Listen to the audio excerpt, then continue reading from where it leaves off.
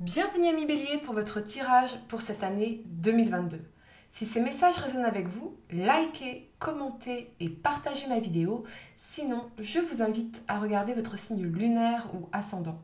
Également, gardez à l'esprit que les énergies peuvent être inversées entre vous et la personne à laquelle vous pensez. Utilisez votre propre intuition pour déterminer qui est qui dans les situations évoquées.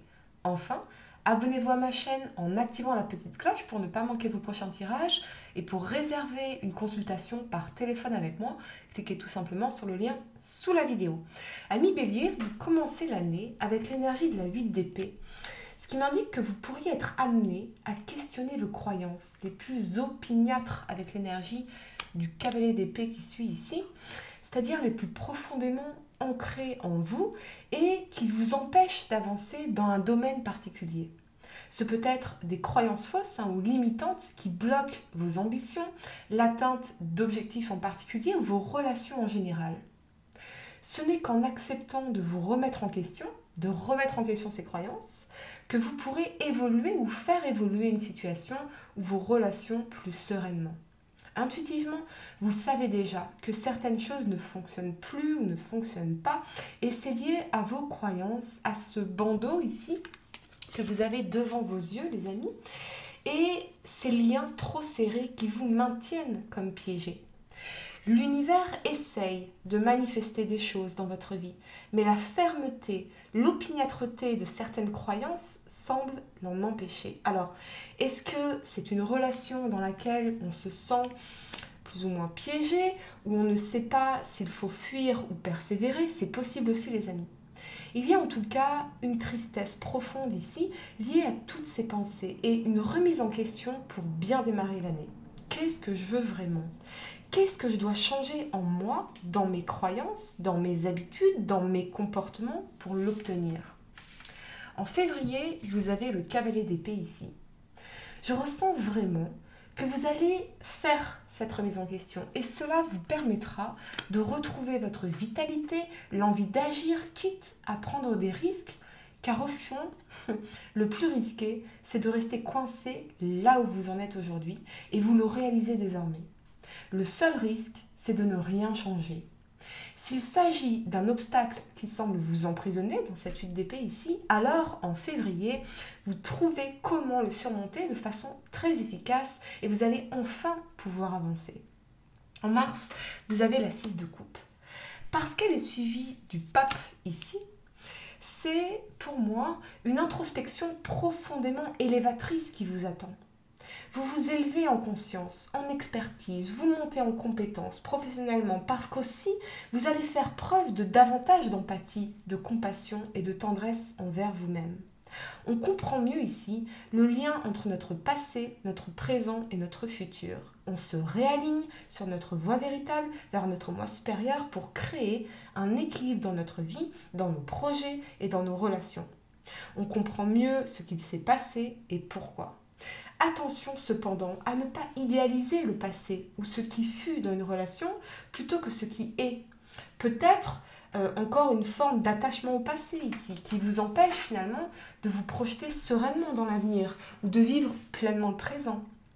En avril, vous avez donc le pape, les amis. Oui, attention à ne pas vous égarer dans le passé, dans ce qui fut autrefois et qui vous empêche d'être aujourd'hui dans l'instant, dans la joie et à vous sentir pleinement connecté avec les autres. On vous invite à réfléchir sur vous-même et sur le sens que vous voulez donner à votre vie, particulièrement pour atteindre la sérénité. Peut-être qu'on se rappelle d'un passé, d'une relation bienveillante fondée sur la confiance mutuelle, l'échange et la tranquillité affective, et ça nous manque. Peut-être qu'on a des regrets par rapport à une relation du passé ou des liens familiaux ici, c'est possible aussi. C'est en tout cas auprès de vos amis que vous allez pouvoir vous ressourcer et vous élever. Peut-être un guide, un livre, quelqu'un qui vous inspire profondément, les amis. En mai, vous avez la 3 de coupe ici. Oui, ça peut vous parler d'une réconciliation parce qu'il y a eu cette remise en question ici, dans la 8 d'épée, ou de la résolution de certains conflits, que ce soit avec un ou une partenaire, avec un ou une amie, ou un membre de votre famille. Ce qu'on réalise ici, c'est l'importance dans notre vie du partage et de la tendresse. Les émotions sont ce qui nous rend profondément humains et savoir que l'on est aimé est l'une des sensations les plus douces que le monde a à nous offrir. On se rend compte à quel point on a envie de se sentir aimé et de partager ici. Pour certains, ce peut être une relation amicale qui évolue, quelqu'un qui vous apaise, avec qui vous vous sentez aimé et heureux ou heureuse. Ce peut être aussi, oui, le retour d'une personne du passé avec qui on retrouve une certaine forme de légèreté, de bonheur et de compréhension surtout. En juin, vous avez la 2 de bâton ici. Vous prenez votre temps par rapport à une relation parce qu'elle semble impliquer une décision majeure, les amis. Une décision majeure qui aurait des conséquences pour votre vie. Vous prenez du recul ici pour ne pas faire n'importe quoi. Est-ce que c'est ce que je veux vraiment? Est-ce qu'on a vraiment envie de s'impliquer profondément dans la relation, de se lancer pour de bon? Ou me faut-il encore chercher ailleurs ce qui serait bon pour moi? Ce peut être l'énergie de la personne à laquelle vous pensez aussi, les amis. Quelqu'un qui a besoin de temps et de réflexion avant de s'engager ou de prendre une décision majeure en tout cas. En juillet, vous avez la 10 d'épée ici. Un cycle difficile se termine pour vous.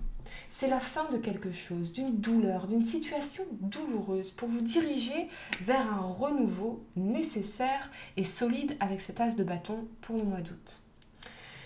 Ce que vous dit cette 10 d'épée, c'est que les difficultés ne sont pas éternelles et que le pire est désormais derrière vous. Vous pouvez enfin envisager l'avenir de façon plus détaché et vous ouvrir à de nouvelles perspectives. C'est droit devant que la vie vous attend.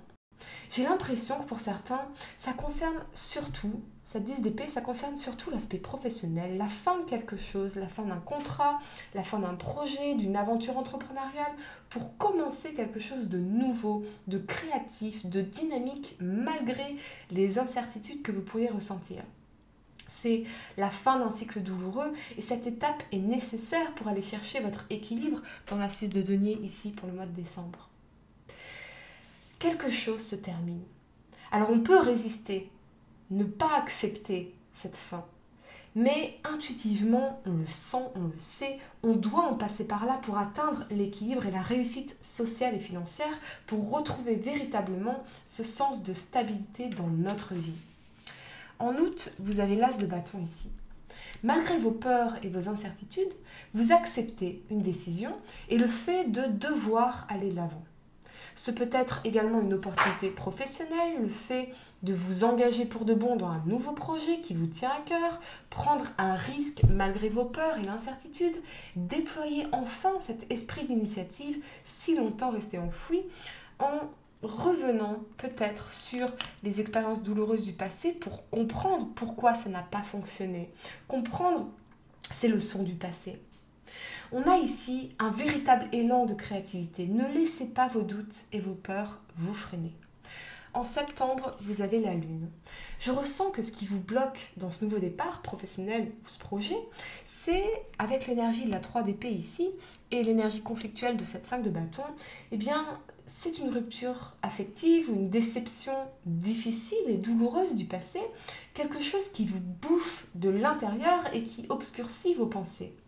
Pour d'autres, ce peut être une peur viscérale d'échouer qui fait qu'on sabote à l'avance pour ne pas être déçu. Oui, si j'ai échoué, c'est parce que je n'ai pas fait ce que j'aurais dû faire. Et cette démarche est beaucoup plus confortable que d'avoir tout donné, tout investi de soi et devoir vous dire si j'ai échoué, c'est parce que je suis nulle. On a vraiment une énergie de sabotage ici, les amis, peut-être même de sabotage amoureux pour certains, très clairement. Est-ce qu'on n'a pas également, oui, est-ce qu'on n'est pas en train également de saboter une relation au présent à cause du passé, qui n'est peut-être pas encore digéré? C'est possible aussi, les amis. Parce qu'avec l'énergie de l'as de bâton, on peut tout à fait voir une nouvelle rencontre, la possibilité d'un nouveau départ en amour si vous êtes célibataire, ou une réconciliation encore une fois. Mais il y a cette énergie de sabotage parce qu'on n'est pas encore prêt ou qu'on n'a pas encore digéré le passé. Ou c'est la personne à laquelle vous pensez qui incarne cette énergie, les amis. En octobre, vous avez donc la 3 d'épée. Si le bonheur est l'objectif ultime d'une vie humaine, il n'est pas inné. Il s'apprend toujours au gré de nos expériences et de nos épreuves. Peut-être qu'ici, On a tendance à s'apitoyer sur notre sort, à se dire qu'on ne s'en sortira jamais, qu'on ne sera jamais heureux ou heureuse en amour, ou à sombrer dans une forme de tristesse. Peut-être aussi qu'on a étouffé beaucoup de choses en nous au lieu de les accueillir pleinement et de les affronter. Et ça se répercute en conflit intérieur ou avec les autres. Qu'est-ce qu'on garde en soi et qui nous bouffe de l'intérieur très clairement? Il faut affronter ces blessures du passé, ces traumatismes ici, pour retrouver l'équilibre en vous et avec les autres. On ne peut plus étouffer ces choses, il faut véritablement ici les affronter. Et ça peut être même des choses lointaines qui remonteraient à l'enfance, à nos premiers amours. Pour certains, oui, c'est peut-être une énergie de séparation, car la situation est beaucoup trop conflictuelle ici et on a besoin de prendre du recul, de sortir des drames, des conflits pour retrouver l'équilibre avec soi-même en priorité. En novembre, vous avez la 5 de bâton ici. Vous comprenez que tous ces conflits intérieurs et extérieurs sont là pour vous aider à évoluer. Qu'est-ce qu'on cherche à exprimer ou quel objectif voulons-nous atteindre par le conflit? À quoi ça nous sert? Qu'est-ce que cela révèle de l'autre, de ses besoins? Qu'est-ce que cela révèle de nous-mêmes et de nos besoins? Vous allez vous recentrer sur vous-même pour faire le point sur votre situation. Avec la 6 de denier pour le mois de décembre, vous allez réussir à surmonter ces conflits pour retrouver une forme d'équilibre et un quotidien plus riche dans votre vie. On comprend ici que se taire n'est pas la solution. On comprend que nourrir nos frustrations en silence n'est pas la solution et qu'au contraire, cela nuit à la qualité de nos relations. Alors nous avons une question fondamentale à nous poser, de celle qui changera à jamais notre destinée. Et vous seul savez ce que cette question est. Pour réserver une consultation par téléphone avec moi, cliquez tout simplement sur le lien sous la vidéo et moi je vous dis à très bientôt pour de nouveaux tirages.